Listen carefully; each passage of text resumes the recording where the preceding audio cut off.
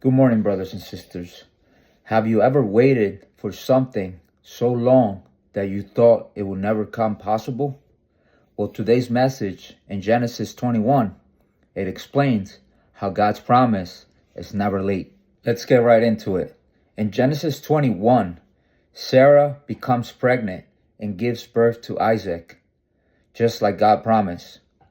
Abraham was 100 years old and Sarah was 90 years old. Isaac's name means he laughs because God turned their doubt into joy. This proves that God's promises are never late. They're at His timing, not on our timing. Then Abraham obeys God and circumcises Isaac, showing continued covenant obedience. When Isaac is weaned, Abraham throws a celebration. Sarah sees Ishmael mocking Isaac and becomes concerned.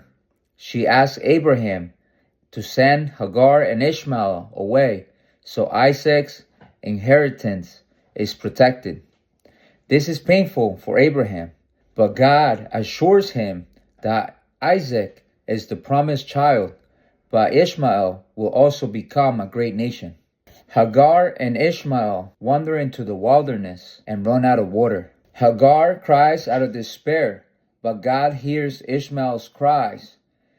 Ishmael means God hears.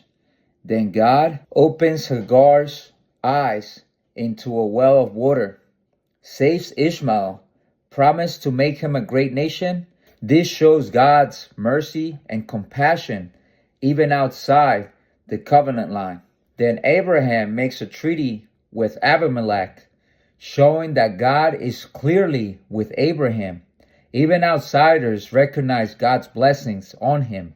Abraham plants a tree and calls on the everlasting God. So the main message here in Genesis 21 is that God always keeps His promise. Joy comes after long waiting. God's plans move forward, even through painful separations. God hears the cries of the broken and provides. God's blessing always becomes visible to others. So if you found this video helpful in understanding Genesis 21, please share with other believers that have a hard time understanding the Bible.